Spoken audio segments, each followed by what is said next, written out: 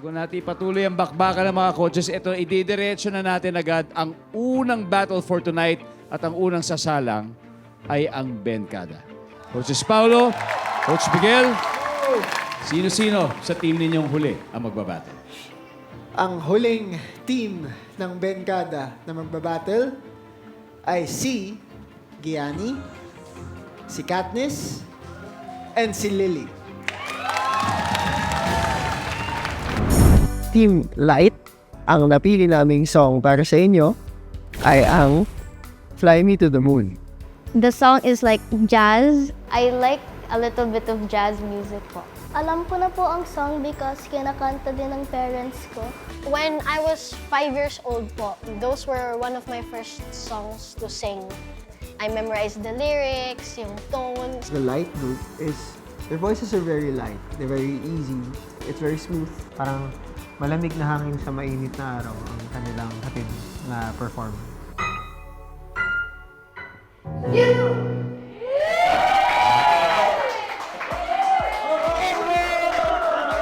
In other words, Uwian na. I think yung mga important parts na kailangan na husayan, like yung run dun sa simula, Yung dynamics niya yung tatlo, yung lipad, tsaka yung baba ng song, nagawa niya siya. what pointers we gave to them, which is yung connecting to each other, yung Passing on. that energy to each other while performing. Kasi it's also very important since they're performing one song altogether and not 3 different songs. Parang pag-translate nung galing nila sa pagkanta sa pag-perform sa stage, which includes not just singing but also expressing movement around the stage and connecting with each other, connecting with the audience. Be confident and don't think about negatives. Kung sino man sa atin nang makuha, dapat friends pa rin tayo. Let's have fun and do our best. Just keep working on it then. I mean, it's good that you showed very good progress now. Pero what we also don't want is makampante tayo. Okay? So, keep practicing, keep getting enough rest para as we head into the battle rounds, talagang masustain nyo yung performance nyo. Okay ba yun? Okay, nice. Let's go, Team Light! Light, energy, feel, hamana, Benkada!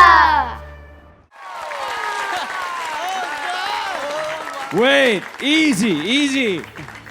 How did you just jazz up that song? Wow. Gusto niyo pa ba sila marinig kung anong gusto nila sabihin?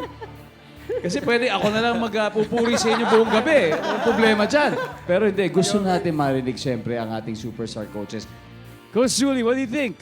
Wow! Palakpakan ninyo ang inyong mga sarili. And first of all, bago ako mag-comment sa inyo, gusto ko lang din mag-congratulate sa Ben and Ben. Yeah. Ang ganda ng song na binigay ninyo para sa kanila. Sobrang perfect, sobrang swak.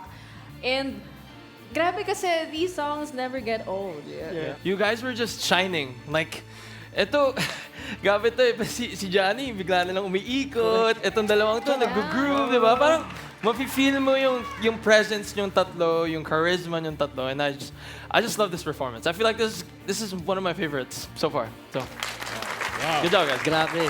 Nabitin ako actually sa performance. It's so impressive para sa aming mga adults, sa aming mga manonood na nakikinig, sa aming tenga. It's so refreshing and sarap na sa edad nyo na ganito kayo kumanta. Bakit sila yung pinagsama-sama nyo? Grabe.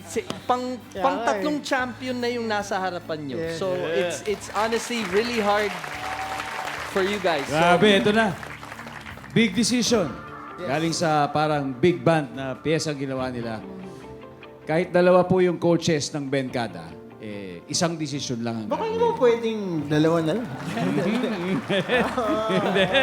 Alam mo, Kuya Dong, akong masasabi ko right now, yung puso ko nabiyak siya sa tatlo. Tapos yung mga pangalan ng tatlong pirasong yun ay Gianni, Katniss, at Lily.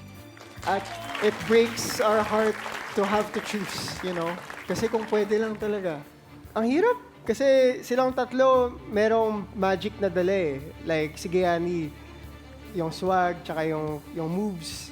Pero Katniss, your precision and your finesse with how you sing grabe talaga. And Lily, your heart, the purity of what you're trying to sing with every word. Nalabas yung tatlo, lahat yon all out tonight eh. So, mahirapan kami. This is probably the most difficult decision we'll have to make. As in, tonight, hands down. Wait lang, Kuya Dong. Kasi, Sino kaya pipiliin nila? Sino ang safe na magpapatuloy sa sing-off round? wait, actually, Kuya Dong, pwede ba kaming mag-request ng time? Kasi, feeling ko ito kailangan talaga namin siyang pag-usapan. Pag-uusapan niyo pa. Pag-uusapan namin. Kung okay lang. Ang desisyon para sa Benkada ay malalaman natin when The Voice Kids returns.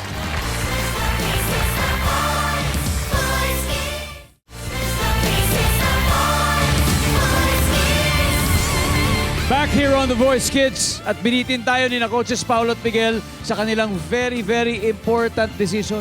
Sino ba sa kanilang tatlo ang nagwagi sa battle round at sasama sa inyo sa Benkada? Kuya Dong, alam mo, gaya nung sabi namin kanina, this is really, really hands down the most difficult decision we've had to make ever so far in this competition. And, gosh,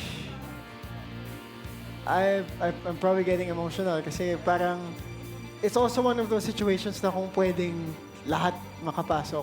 Let this be a major milestone in your journey bilang mga artist. Palakpakan niyo yung mga sarili niyo. And with that, ang napili naming magpatuloy sa Benkada ay si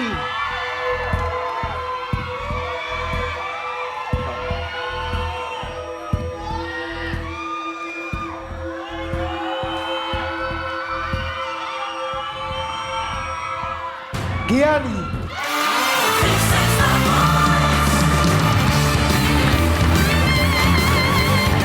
Yes, you.